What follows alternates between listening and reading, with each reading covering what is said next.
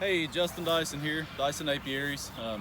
Coming to you today, we're catching out a few queens, and I wanted to show you guys kind of how I do that and talk a little about that for a few minutes. If you'll take a real quick minute and share our YouTube channel, I'd love for you to do that in our Facebook page.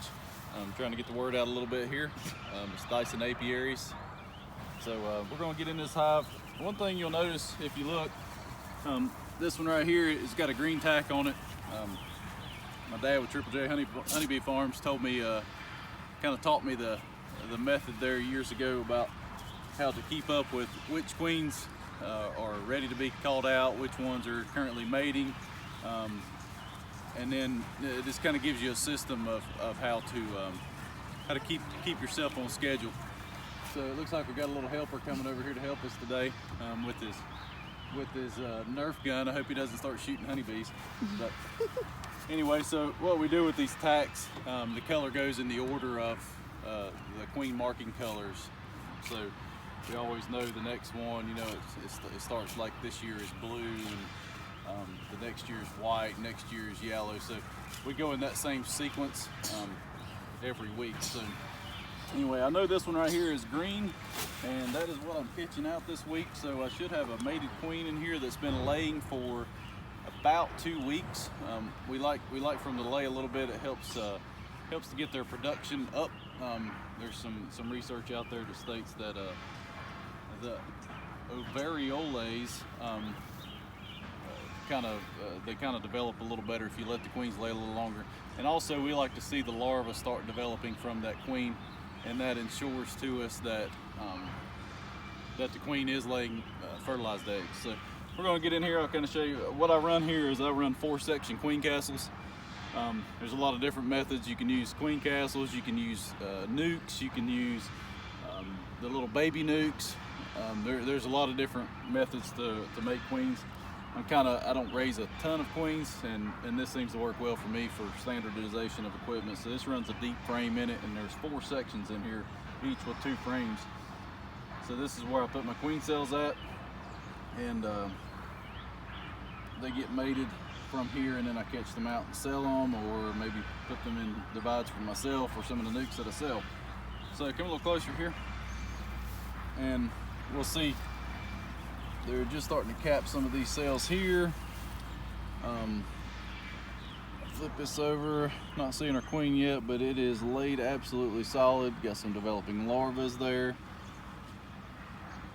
Let's see if we can find our queen.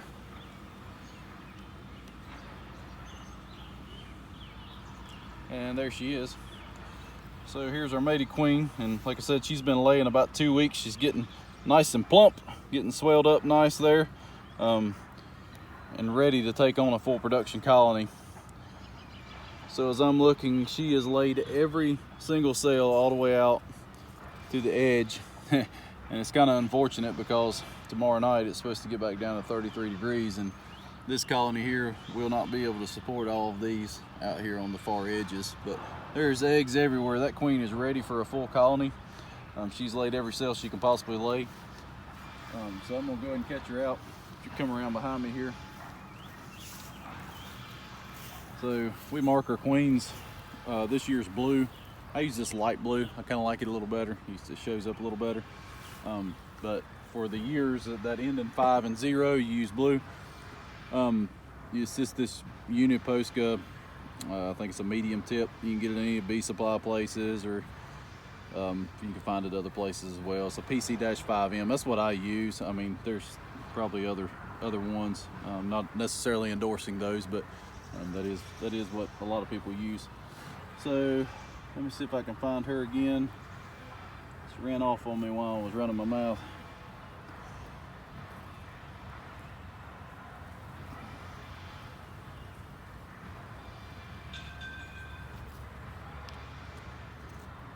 There she is, right in front of me.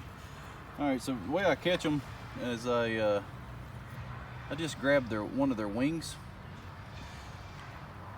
So I got one of her wings, and that's not gonna hurt her. And you know, honestly, she doesn't really need her wings anymore unless the colony swarms. So if you do happen to damage one, it's not the end of the world. We don't like to, because the bees see that and they see that as kind of damaged goods.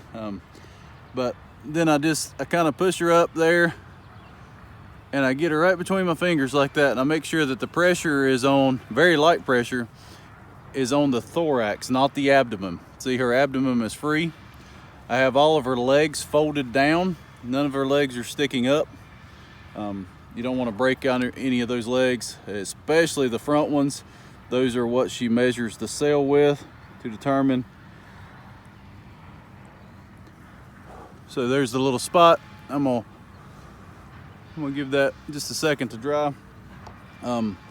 She measures the cells with those front legs to determine whether or not that is a drone cell or a worker cell, to see what size fertilized or unfertilized eggs she needs to lay in there. So we're using these little JZ cages today.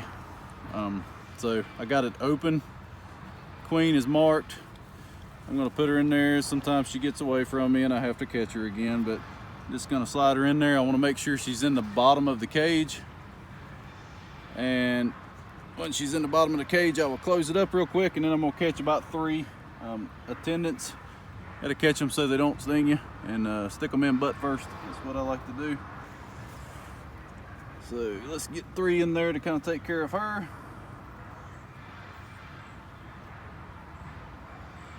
These bees are wanting to cluster up this morning. It's a little chilly.